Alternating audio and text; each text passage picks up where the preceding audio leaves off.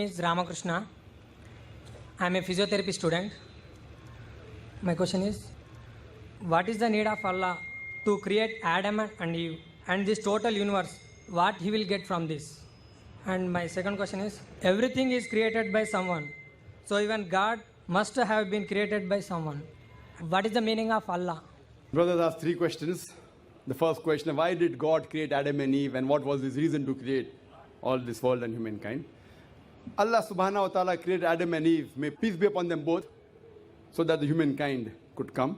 They were the great-great-grandparents.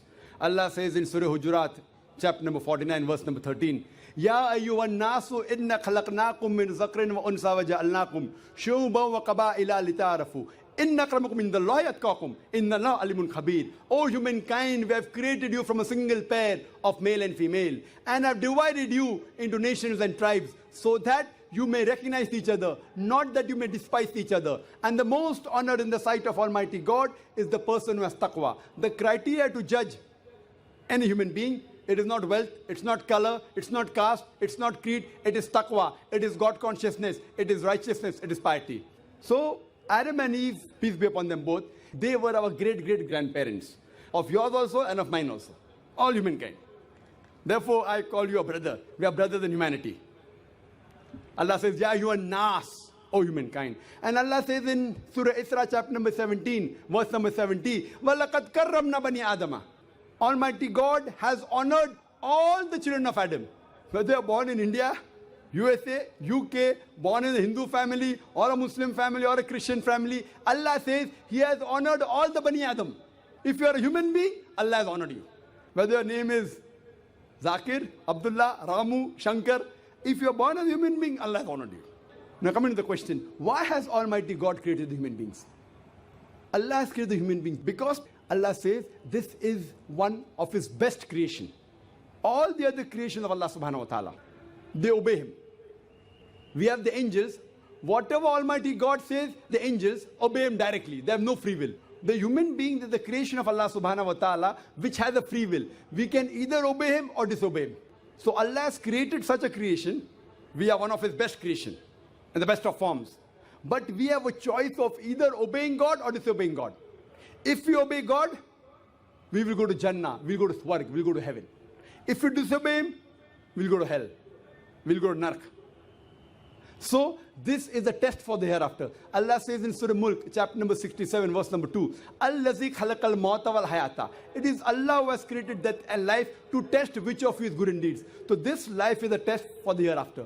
So Allah has created the human beings, and Allah says in Surah Dhariyat, chapter number 51, verse number 56, وَمَا خَلَقْتُ الْجِنَّ وَالْإِنسَ إِلَّا لِيَعْبُدُونَ. That we have created the jinn and the men not but to worship Him. So we are supposed to worship, obey the commandment of Allah subhanahu wa ta'ala. So this is the different creation of Allah subhanahu wa ta'ala, which has the free will of even going against Allah subhanahu wa ta'ala or obeying Him. All the other things, the stars, the trees, the mountains, the Quran says they do sajda to Allah subhanahu wa ta'ala, they prostrate to Him, they obey Him. We have a free will. Now when Allah has given a free will, with the free will if we obey Him, we become higher than the angels. With the free will if we disobey Him, we become the partners of the devil. So He's created us for the test for the hereafter. Coming to your second question. Everything has a creator. Who created? God. If anyone says everything has a creator, it is a wrong statement. Every created thing has a creator. The definition of God is He is uncreated. The moment you say who created God, He's not God. The definition of God is He is uncreated. Suppose a person comes and asks you, that brother, my friend John, he was admitted in the hospital. He gave birth to a child. Can you guess, was it a girl or a boy? Can you guess? Try it out. Guess? Can't guess. Why? Can you on the microphone? Can you guess, was it a girl or a boy? Huh? See, brother John, he was admitted in the hospital. He gave birth to a child. Was it a girl or a boy? Can you guess? A 50% chance? Girl or boy? People are laughing. Why? Can you guess? Can't guess. Why? Even if you guess, can you get the answer right? Achha, can you guess? I'll give you two chances. Was it a girl or a boy? Try it out. Girl. Brother, can a man give birth to a child? Ah, there you made a mistake. Same way you made a mistake by asking who created God. A man cannot give birth to a child. So where's the question of it being girl or a boy? See, now you understood. Ah, now that's good, brother. So it was a man cannot give birth to a child. So where's the question of a girl or a boy? So when you're asking who created God, God by definition, Allah by definition is uncreated. The moment you say who created Allah, He's not Allah. Walam yakul lahu kufuwan ahad. There's nothing like Him. Coming to your last part of the question, who is Allah? Who is Allah? The best definition I can give you is quote to you Surah Ikhlas, chapter number 112, verse number 1 to 4. It's mentioned in the Quran, Kul hu Allahu ahad. Say He's Allah one and only. Allahu samad. Allah the absolute eternal. Lam yalid wa lam yulad. He begets not nor is he begotten. Walam yakul lahu kufuwan ahad. There's nothing like Him. This is a four-line definition of Allah subhanahu wa ta'ala. Any human being, any person says so-and-so candidate is God. If that candidate fits in this four-line definition, we Muslims have got no objection in accepting that candidate as God.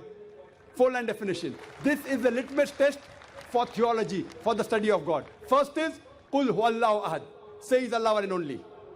Allahu samad. Allah the absolute eternal. Lam yalid wa lam yulad. He begets not nor is he begotten. Walam yakul lahu kufuwan ahad. There's nothing like Him. If you go to the Hindu scriptures, the same is mentioned in the Hindu scriptures. Kul huwallahu ahad is mentioned if you read Chandogya Upanishad, chapter number 6, section number 2, verse number 1. Ikkam evidityam. God is only one without a second. Second test. Allahu samad. Allah the absolute eternal. Bhagavad Gita, chapter number 10, verse number 3 says, I am known as the Lord of all the worlds, the unbegotten, the beginningless. Third test. Lam yalid wa lam yulad. He begets not nor is begotten. It's mentioned in the Shvetasvatara Upanishad, chapter number 6, verse number 9. Nachasya kasij, janita na chadipa. Of Him there are no lords. He has got no parents. Almighty God has got no father. He has got no mother. And walam yakul lahu kufuwan ahad. There's nothing like Him is mentioned in Shvetasvatara Upanishad, chapter number 4, verse number 19. And Yajurved, chapter number 32, verse number 3, where it says, Na tasya pratima asti. Of that God, there is no pratima, there is no idol, there is no image, there is no photograph, there is no sculpture. Who says that? Yajurved, chapter number 32, verse number 3. Same as, Walam yakul lahu kufuwan ahad. So any person saying so-and-so candidate is God, if that candidate fits in this four-line definition, we Muslims have got no objection in accepting that candidate as God. For example, some people say, Bhagwan Rajneesh is Almighty God. Once during question answer time, a Hindu told me, we don't believe Bhagwan Rajneesh to be God. I never said that the Hindus believe Bhagwan Rajneesh is God. I said some people believe Bhagwan Rajneesh to be God. Let us put this Rajneesh to test. First test is, Qul huwallahu ahad. Say He's Allah one and only. Was Rajneesh one and only? Was he the only man who claimed divinity? There are hundreds of them. And in this country, we have thousands of men who have claimed divinity. He's not the only one. But Rajneesh Bhaksi said, no, he's unique. Let's go to the next test. Allahu samad. Allah the absolute eternal. Was Rajneesh absolute eternal? We know from his biography, from his autobiography, he was suffering from asthma, from diabetes, from chronic backache. Imagine Almighty God suffering from asthma, diabetes, chronic backache. Third test. Lam yalid wa lam yulad. He begets not nor is begotten. Bhagwan Rajneesh was born in Madhya Pradesh. He had a father and mother. In 1981, he goes to America, USA, and he takes thousands of Americans for a ride. In the state of Oregon, he starts his center and calls it as Rajneeshpuram, his village. Later on, the American government arrests him and put him behind bar. Rajneesh says, the American government slow poisoned me. Imagine Almighty God being slow poisoned. In 1985, the American government kicked him out of the country. He comes back to India in the same city, Pune, and he goes back to his center, which is now called as Osho Commune. And if you go to the Samadhi of Rajneesh, it is mentioned there on the Samadhi, Bhagwan Rajneesh, Osho, never born, never died, but visited the earth from the 11th of December 1931 to the 19th of January 1990. Never born, never died, but visited the earth from the 11th of December 1931 to the 19th of January 1990. They forgot to mention in Samadhi, he was not given visas to 21 countries of the world. Almighty God coming in this world to visit the world and requires visas to go to different countries. And the Archbishop of Greece said, if you don't remove Rajneesh out of this country, we'll burn his house and the house of his disciples. And the last test, Walam yakul lahu kufuwan ahad, is so stringent that no one besides the true Almighty God can pass. The moment you can compare God to anything, he is not God. Walam yakul lahu kufuwan ahad. We know Rajneesh, like the human beings, had a beard, one nose, two eyes, 2 ears, 2 hands. The moment you can compare God to anything in this world, he is not God. Walam yakul lahu kufuwan ahad. If someone says Almighty God is 1,000 times stronger than Arnold Schwarzenegger. Might have heard the name of Arnold Schwarzenegger? Have you heard Arnold Schwarzenegger? The person who got the title Mr. World, Mr. Universe. The strongest man in the world, the strongest man in the universe. The moment you can compare God to anyone, whether it be Arnold Schwarzenegger, whether it be Dara Singh, whether it be King Kong, whether it be 1,000 times or 1,000,000 times. The moment you can compare God to anything in this world, he is not God. Walam yakul lahu kufuwan ahad. There's nothing like him. So this is a 4-line definition of Allah subhanahu wa ta'ala given in the Quran. Whichever God you're worshipping, brother, put that God to the test of Surah Ikhlas. If that God passes, that is a true God. Otherwise, it's a fake God.